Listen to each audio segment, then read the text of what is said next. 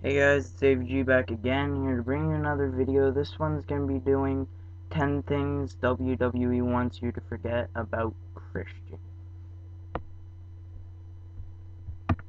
Number 10, 2 words, ass cream. Christian's been a part of a lot of silly angles in his career because he's generally considered one of the funniest guys in wrestling. The creative team probably feels like they can throw anything his way and he can find a way to make it entertaining because in most cases he usually can. Multiple instances where ass cream was used in angles involving Christian. In one instance, the Dudley Boys stole Christian and Chris Jericho's bags when they were a tag team, and they were left to walk around with towels, with Christian complaining about shrinkage down there. Of course, the Dudleys opened up their bags to reveal a jar of ass cream. Moments later, Spike Dudley showed up to remove the towels, which left Christian and Jericho naked on the stage. There wasn't a close-up shot of it, thankfully, but it happened. In a later sketch, Goldust was dressed as Santa Claus and gave Christian a jar of ass cream as a gift. Funny, sure, however, in today's WWE you're not going to see them reference ass cream or use it again in any angles. Then again, recently they suggested that Seth Rollins had a vibrator, although they didn't go out of their way to say that. It's a different era in the PG environment of WWE these days.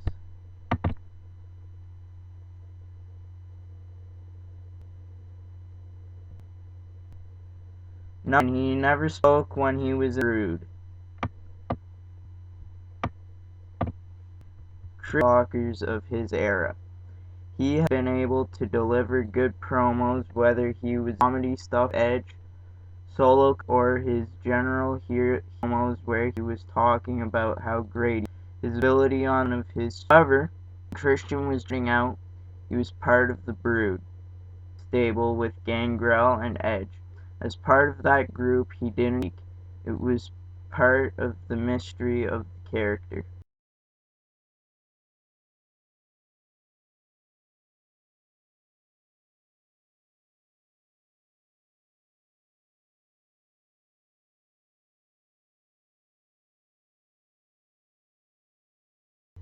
He didn't speak until I came in 1999, and it was a big deal because we had no idea what he sounded like.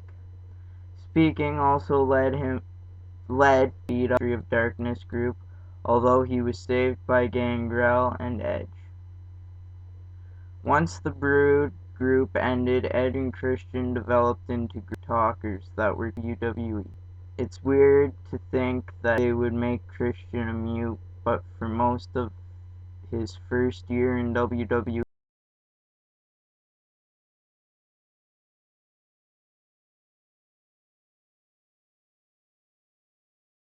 that's really what he was.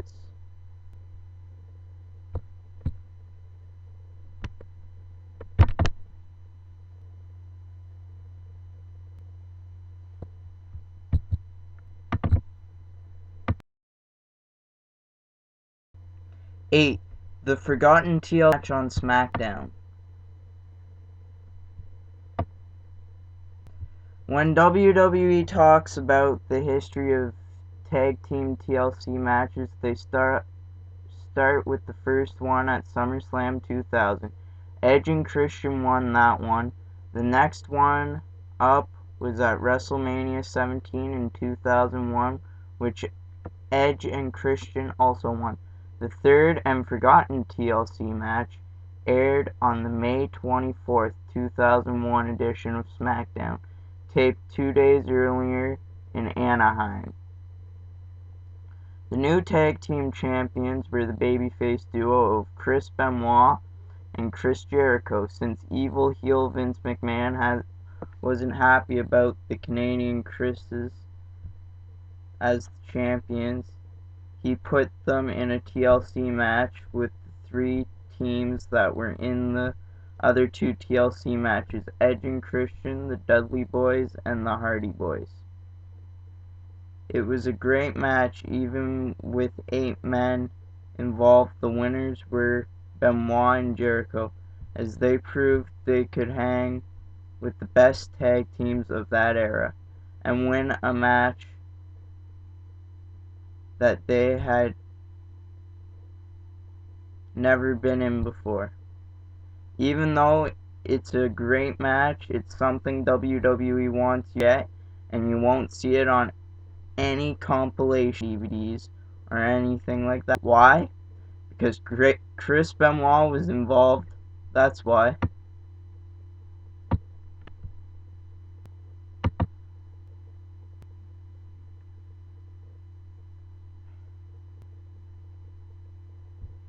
Number 7, the original, the Prettier Kissy song. Christian has a unique finish. He hooks the arms of his opponent, turns around so that their face is looking straight down, puts his weight in their head-shoulder area. With his arms locked with their drives them straight down. It's a similar bump to a traditional DDT, and also a double arm DDT like the Dirty Deeds Ambrose uses in WWE today. The first name that he used for his move was the When he came back to WWE in 2009, it became the Kill Switch, which is what he still calls it. Watch Here's the in WWE Magazine back in 2009. I never liked the name I'm Prettier because it's grammatically incorrect. Just kidding. The real reason is that the name started off as a with the Hardys. One day while the TLC song I'm Pretty was playing in the background, I said out loud, I'm going to call my move the I'm Prettier, because when you with it makes you feel so damn unpretty. Then an announcer said he came on the air, and it stuck. To me, though, it's a vicious move, and I'm Prettier never matched the move's sheer impact. For a time, I've wished I could change it, and my return to WWE offered the perfect opportunity. But I don't know how I came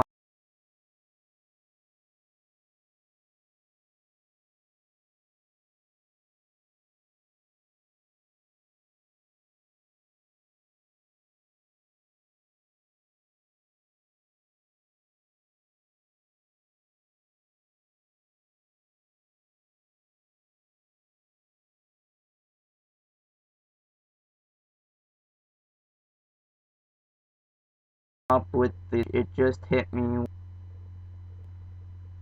It's rare for WWE to ever mention the old name of the move, or that the same, much less a name from a team WWE wants us to forget.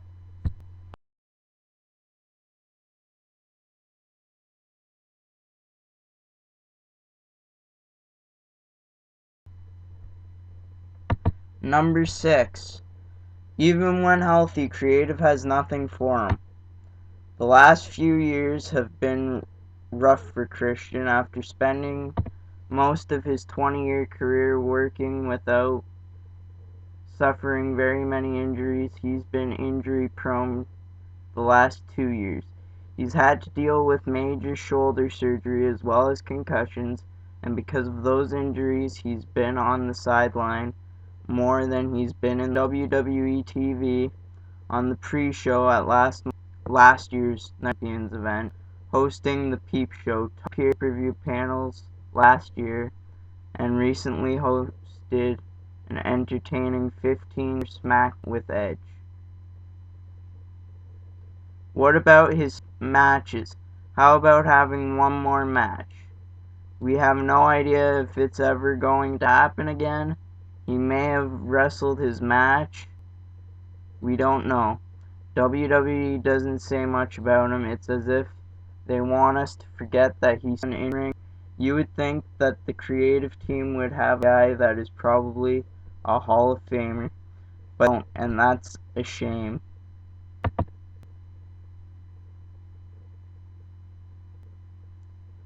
5. He worked in TNA as Christian Cage.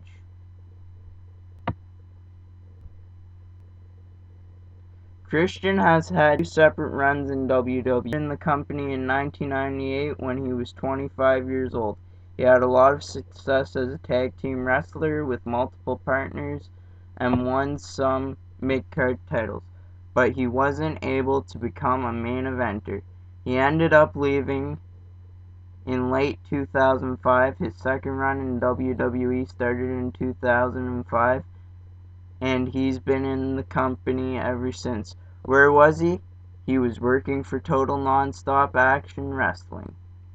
Christian debuted in TNA in November 2005, and he was one of the first big-name stars to go there. It was a time when the company was really growing. The roster was loaded with talent, although they were mostly young, unproven guys. His arrival made him a big fish in a small pond, so to speak. Everybody knew who he was because of his successful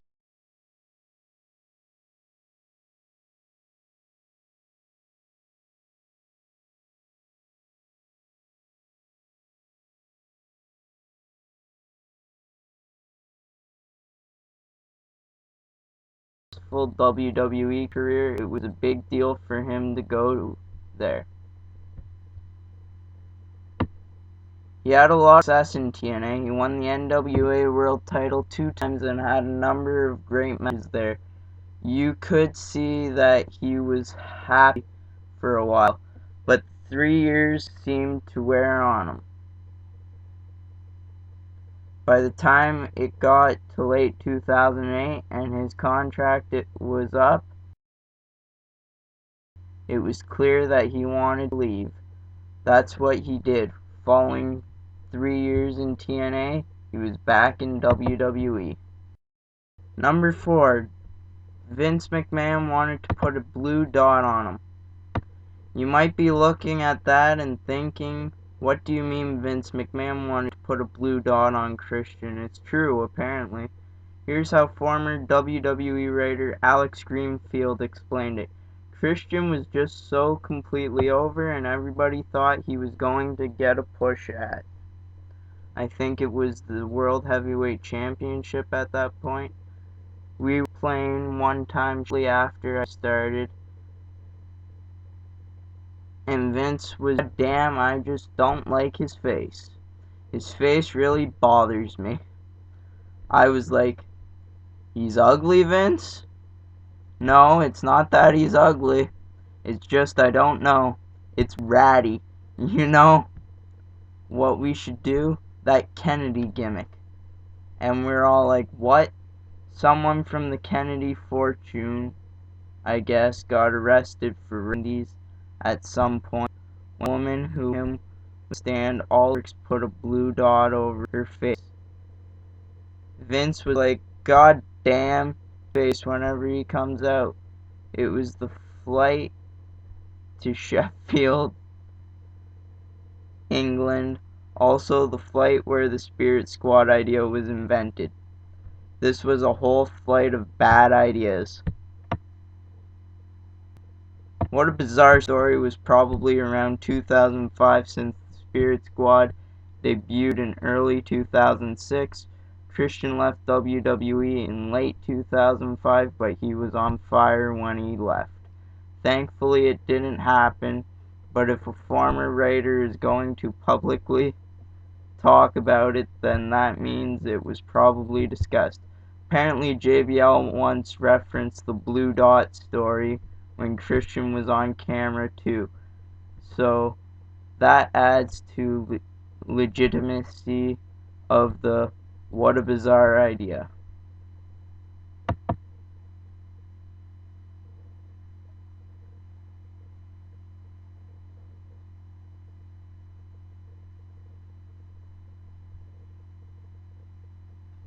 Number 3. His 2 world title reigns sucked. Christian has never been the WWE champion and likely never will be, but he is also champion, although that's not considered a major title. It's similar to the IC title, which he won 4 times. He also won the WWE Light Heavyweight title, European title, Hardcore title, and he's a 9-time WWE Tag Team Champion. In other words, he's won a lot of gold, although our focus is on the heavyweight title. Most people think that Christian could ever win the world title. Since he's a guy, that was always something that he had to fight against.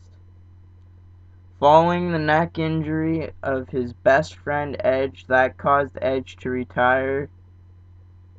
After WrestleMania 27 in 2011, Christian was in a ladder match against Alberto Del Rio for the world title at Extreme Rules.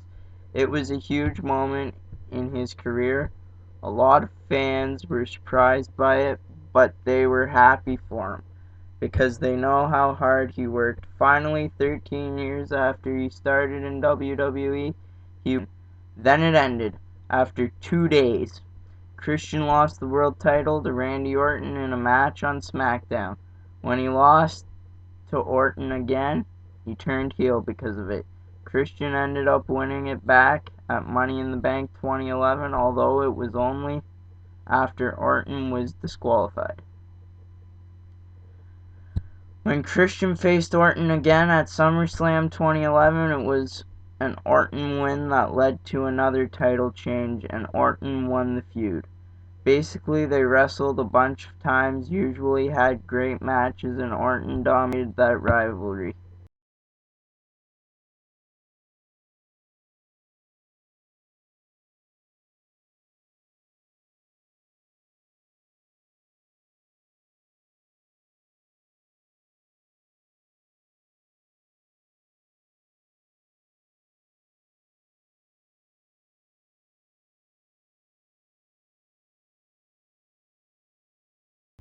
His 2 world title wins, the title of each, and by disqualification. His total number of days as world champion was 30 days. He didn't successfully defend it on pay-per-view. Still, he'll be recognized as a world champion.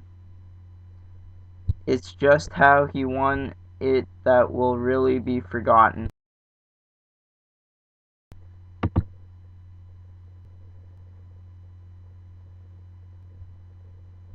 2. He was brothers just went away.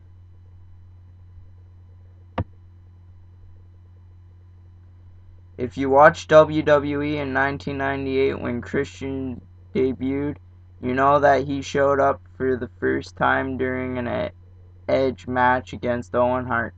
From that point on, the 2 real-life best friends were together on screen. WWE told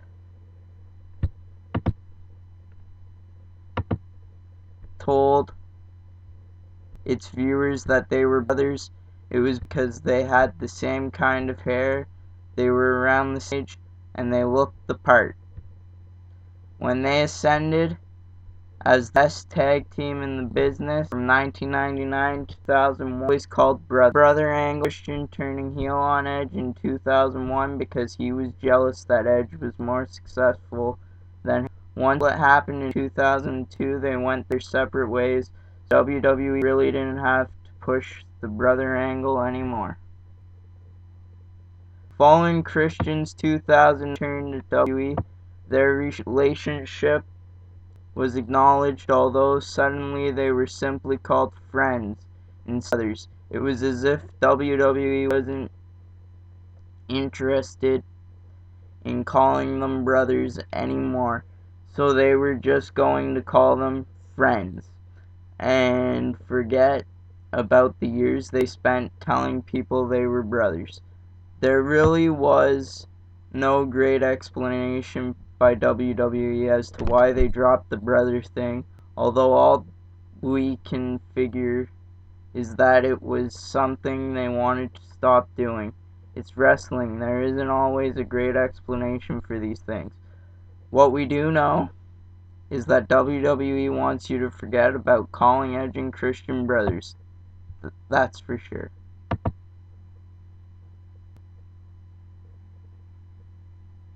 1. His 2009 WWE return at Royal Rumble was changed.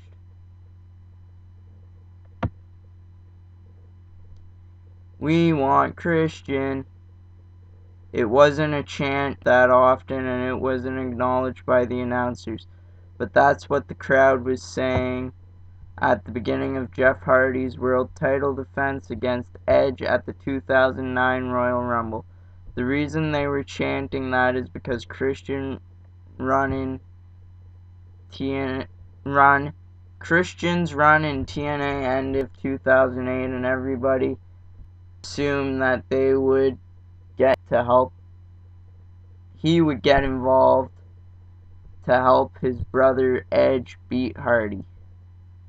There was an story in place since Hardy was attacked by somebody a few years earlier at Survivor Series 2008, and we didn't. Everybody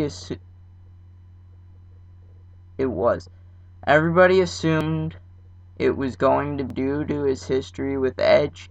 It made a lot of sense.